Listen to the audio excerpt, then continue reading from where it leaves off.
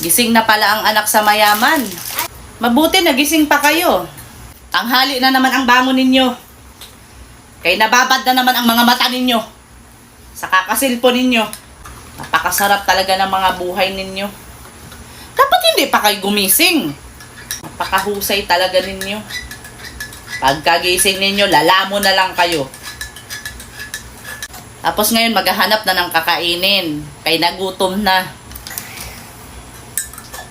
Sarap talaga ng buhay ninyo. Kain, tulog, cellphone, lakwatsa.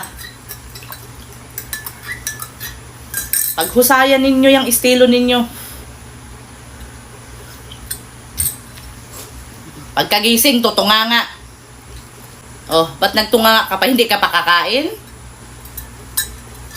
Senyora, kain na. Kaya kawawa ka naman kung magutom ka dyan. Nakakahiya naman sa inyo kapag magutuman kayo. Kakaswerte talaga. Iba talaga kapag anak sa mayayaman. Kami noon, alas 3 pa lang sa madaling araw, umaakyat na sa bundok. Walang maasahan sa inyo.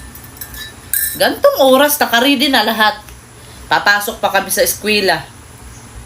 Malilit kami dahil kumikilos muna kami sa mga gawaing bahay. Kayo, kay anak man sa mayayaman, gigising, kakain na lang. Lakwatsa.